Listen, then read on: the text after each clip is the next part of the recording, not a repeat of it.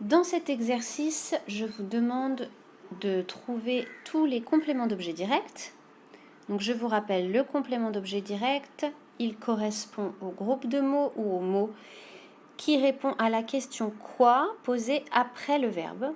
La question quoi ou qui d'ailleurs, quoi ou qui. Donc je vous demandais de recopier le texte en évitant les répétitions. Ça, vous avez l'habitude maintenant.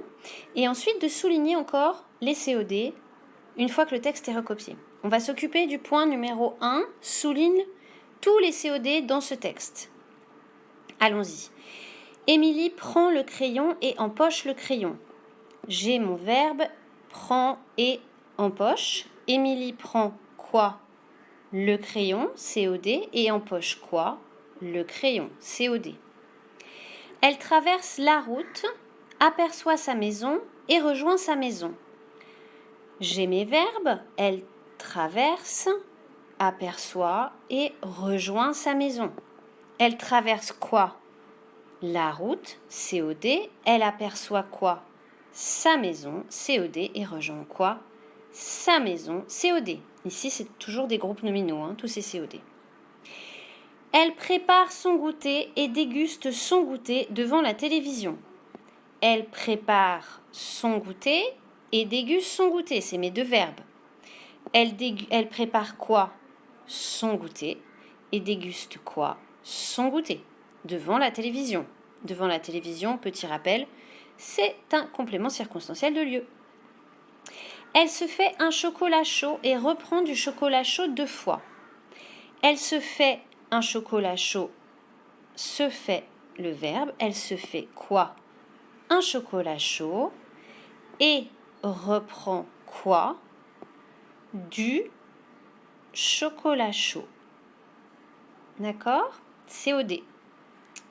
Complément d'objet direct. Ensuite, elle appelle sa maman qui tricote dans le salon.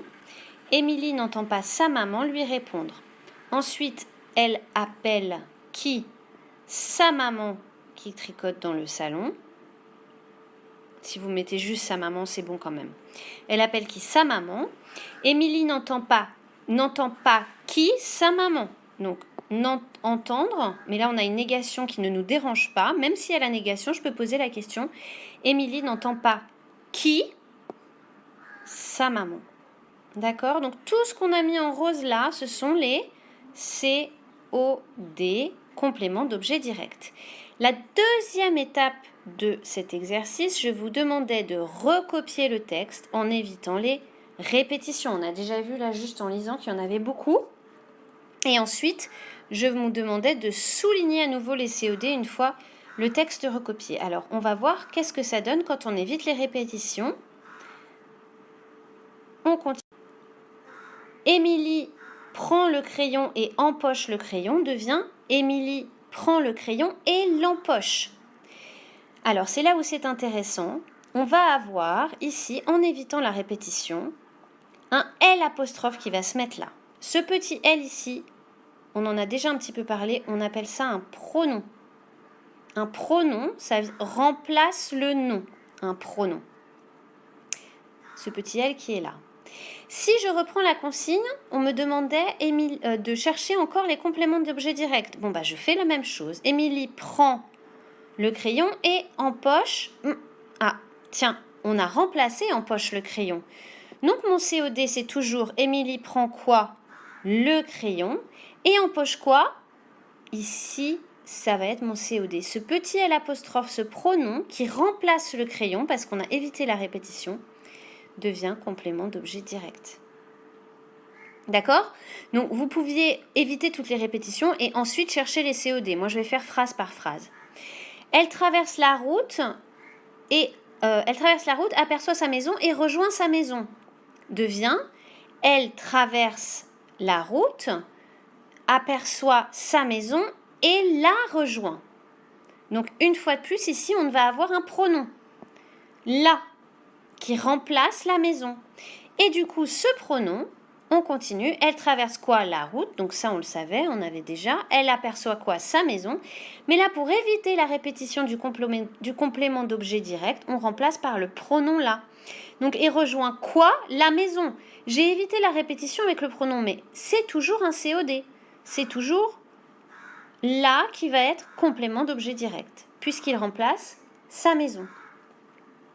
Elle prépare son goûter et déguste son goûter devant la télévision devient elle prépare son goûter et le déguste devant la télévision. Donc le ici va remplacer la répétition de goûter. C'est toujours ce qu'on appelle un pronom. Je cherche mes COD. Elle prépare quoi?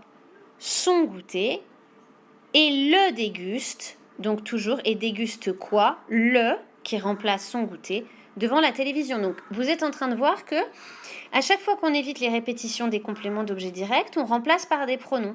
Ces pronoms, donc le, la, elle apostrophe, les, on les appelle ensuite leur fonction dans la phrase, c'est toujours complément d'objet direct.